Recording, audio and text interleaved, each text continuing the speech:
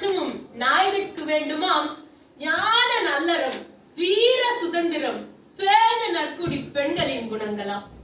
பிறகு வீட்டில் ஒரு பொந்தில் வளர்வதை வீர பெண்கள் விரைவில் ஒழிப்பராம்.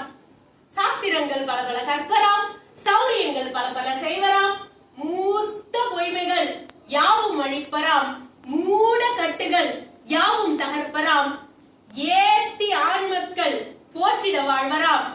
இளையநங்கையின் எண்ணங்கள் கேட்டீரோ? இது பாரதியாரினுடைய புதுமை பெண்கள் அப்படிங்கிற தலைப்புல வந்து பாரதியார் கண்ட புதுமை பெண், பாரதியார் கண்ட புதுமை பெண்ணுன்னு நம்ம திரும்ப திரும்ப சொல்லிட்டே இருப்போம். ஆனா பாரதியார் எப்படியான புதுமை பெண்ணை கண்டார் அப்படிங்கறதுக்கு இலக்கணம் வகுத்தது இந்த கவிதை தான். இதை நிறைய பேர் சொல்லி கொடுத்துருக்க மாட்டாங்க. ஆமா தானே? வீட்டை விட்டு வெளியவா, அதை பண்ணு இதை பண்ணு எல்லாம் சொல்லியிருப்பாங்க. ஆண்கள் போற்றி வாழ்ந்தால்தான் பெண்களை போற்றி அவளை உயர்வித்து வாழ்ந்தால்தான் பெண் உயர்வாள், நாடு உயர்வு சொன்ன கவிதை இங்க கவிதை. அப்படியான இடமாகத்தான் இந்த இடத்தை பாக்குறேன். ரொம்ப அழகா சார் வந்து கைட் பண்ணிக்கிட்டே இருக்கிறாரு. நான் வந்து மேம் கால் பண்ணும் போது போலாமா வேணாமா, நான் எவ்வளவு நேரம் மேம் பேசணும் அப்படின்னும் போது நீ ஒரு 5 நிமிஷம் பேசினா போதும், நான் 5 நிமிஷம் பேசினா போதும்னு சொல்ற இடத்துக்கு போறதுக்கே எனக்கு பயம். ஏன்னா அவ்வளவு பெரிய ஷெட்யூல் வச்சிருப்பாங்க. நம்ம வந்து எனக்கே நேரம் ரொம்ப கம்மியா இருக்கு. பாப்பா சொன்ன மாதிரி நான் ஒரு சிங்கிள் பேரண்ட். எனக்கு வந்து ஷெட்யூல் வந்து நம்ம சொசைட்டிக்கும் டைம் ஸ்பெண்ட் பண்ணணும், ஃபேமிலிக்கும் டைம் ஸ்பெண்ட் பண்ணணும், செல்ஃப் க்ரோத்துக்கும் டைம் ஸ்பெண்ட் பண்ணணும். இது எல்லாத்த விட பெருசு growth எது ஸ்டூடெண்ட்ஸ் growth. ஃபேக்கல்ட்டியா இருக்கும்போது ஃபேக்கல்ட்டியா இருக்கும்போது ஸ்டூடெண்ட்ஸ்க்கும் டைம் ஸ்பெண்ட் பண்ணணும், நமக்கும் நம்ம டைம் ஸ்பெண்ட் பண்ணிக்கணும். அது எல்லாத்துக்கும் மேல அதையெல்லாம் யோசிச்சு பார்த்து 5 நிமிஷம் பேச சொல்றாங்களே போலாமா வேணாமான்னு யோசிச்சு ரெஸ்யூம் அனுப்பாமலே இருக்க மேடம்க்கு சரியான கோவம் வந்திருக்கும். உனக்கு எத்தனை நேரம் தாண்டி உனக்கு கால் பண்றது, என்னடி சீனா போடுறேன்ற மாதிரி அவங்க மைண்ட் வாய்ஸ் அவங்களுக்கு கேட்டிருக்கும். அந்த அளவுக்கு பயந்து நான் ரெஸ்யூம் அனுப்பிச்சேன். வந்து போலாமா வேணாமான்னு ரொம்ப யோசனையா இருந்தது. அப்புறமா ஒரு முக்கியமான விஷயம் சொன்னாங்க. அந்த ஒரு காரணத்துக்காக தான் நான் இங்க வந்தேன். சின்ன கூட்டம் தான், ஆனா நான் தொடர்ந்து நடத்திக்கிட்டே இருக்கேன். அதுக்காக மட்டும்தான் நான் வந்தேன். சாதாரண விஷயமே இல்ல. ஒரு வேலையா தொடர்ந்து செய்யறதுங்கிறது. லட்சம் பேர்கிட்ட உட்காந்து பேசுறது மேட்டரே கிடையாது. அவனுக்கு எல்லாம் கண்டென்ட்டே வேணாம். ஆனா சின்ன இடத்துக்கு தான் தேடி இங்க பாரு, பேசுறதுக்கு ஆள் இல்ல, பாடுறதுக்கு ஆள் இல்ல. ஆனா நான் பாடுவேன், நான் பேசுவேன். என்னோட திறமையை காட்டுறதுக்கான இடமா இந்த மேடை இருக்கு. எனக்கான ஸ்பேஸ் கொடுக்குற மேடைன்னு இவ்வளவு பேர் ஏச்சு வந்திருக்கீங்க. அவங்களுக்காக ஸ்பெஷல் கிளாப் பண்ணுவாங்க.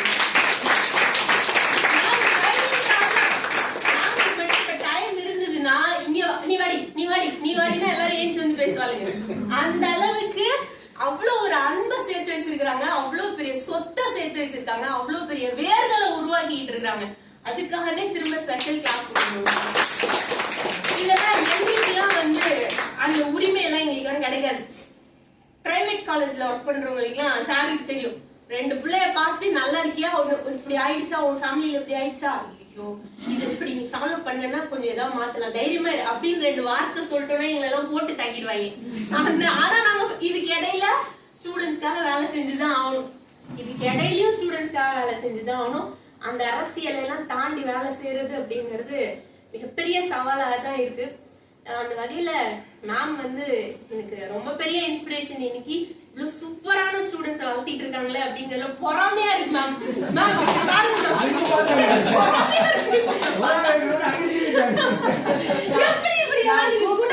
ஒரே வார்த்தைக்காக தான் இத்தனைக்கும் இன்விடேஷன் கிடையாது, இவங்களுக்குன்னு தனியா கூப்பிட்டு சொன்னது கிடையாது. காமனா வகுப்பறையில ஒரு நிகழ்ச்சி ஏற்பாடு பண்ணிருக்கேன்.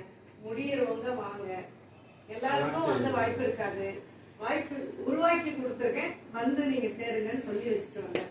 இத்தனை பேர் வந்திருக்காங்க. சூப்பர். ரொம்ப சிறப்பான பேச்சு போட்டி. நடுவர் பணிக்கு போறதுக்கு முன்னாடி அப்படி அந்த துலாக்கோல் எல்லாம் எடுத்தா அது ரொம்ப ஹார்டான துலாக்கோல். பாப்பாக்கு தெரியும், உடனே பாவமா பாக்குறேன். இந்த ஆன்டிக்கும் கஷ்டமான வேலை, அந்த பிள்ளைங்களுக்கும் கஷ்டமான வேலை அப்படின்னு ரொம்ப அந்த துலாக்கோல் ரொம்ப ஹார்டான துலாக்கோல். நான் அந்த இடத்துக்குலாம் போவே விரும்பல. பட் உங்களுடைய பிளஸ் எல்லாத்தையும் என்னுடைய தாட்ஸ் வழியாவே நீங்க சொன்னதுல இருந்து நான் நிறைய விஷயம் ஷேர் பண்ணிக்கணும் அப்படின்னு நான் நினைக்கிறேன்.